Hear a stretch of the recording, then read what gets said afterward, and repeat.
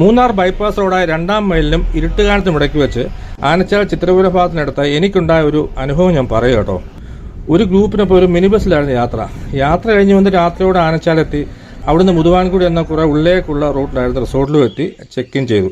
പിറ്റേന്ന് രാവിലെ 8:30 സൈറ്റ് സീയിങ്ങിനായി റിസോർട്ടിൽ നിന്ന് ഇറങ്ങി ഒരു 1.5 കിലോമീറ്റർ ചെന്നപ്പോഴേക്കും മണ്ണിട്ട് ഇതിൻ്റെ ഈ റോഡിൽ ഈ ഒരു ഭാഗത്തായിട്ട് ഒരു പ്രായമുള്ള മനുഷ്യൻ വീണ് കിടന്ന് പിടയുന്നു.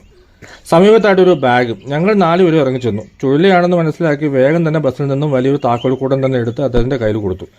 അതിൽ വന്ന ഒരു സ്കൂട്ടറിൻ്റെ ചാവി മേടിച്ച് അതും അദ്ദേഹത്തിന് മറ്റേ കയ്യിൽ വെച്ച് കൊടുത്തു.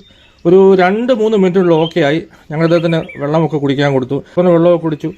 പിന്നെ എല്ലാം പെട്ടെന്നായിരുന്നു. അദ്ദേഹം പോക്കറ്റിൽ നിന്നും മരുന്നിൻ്റെ കുറിപ്പ്, 1 മാസമായി മരുന്ന് കഴിച്ചിട്ടില്ലെന്നും 750 രൂപയാണ് മരുന്നിനെന്നും ഗ്യാസ് സ്റ്റോർ റിപ്പയറിംഗ് ആണ് തനിക്ക് ജോലിയെന്നൊക്കെ വളരെ വേഗം അങ്ങ് പറഞ്ഞു.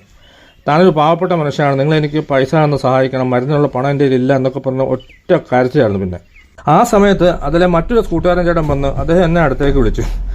ഇത് അദ്ദേഹത്തിൻ്റെ സ്ഥിരം പരിപാടിയായിട്ടാ.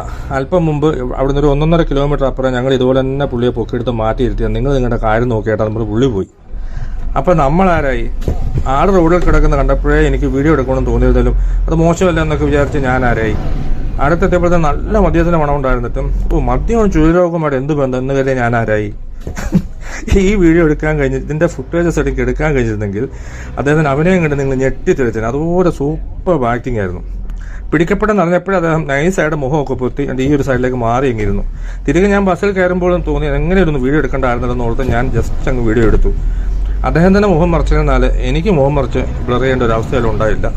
ഒരു 70-72 വയസ്സിൽ എന്തായാലും തോന്നിക്കുന്ന അദ്ദേഹം ജോലി ചെയ്യാൻ പറ്റാത്ത അവസ്ഥ കൊണ്ടാണോ മദ്യപിക്കാനായിട്ടാണോ ഈ അഭ്യാസം കാണിച്ചതെന്ന് എനിക്ക് അന്നും അറിയത്തില്ല, ഇന്നും അറിയില്ല. എന്തായാലും ഞാൻ എൻ്റെ ലൈഫിൽ ആദ്യമായിട്ട് ഇങ്ങനൊരു അഭ്യാസം കാണുന്നു.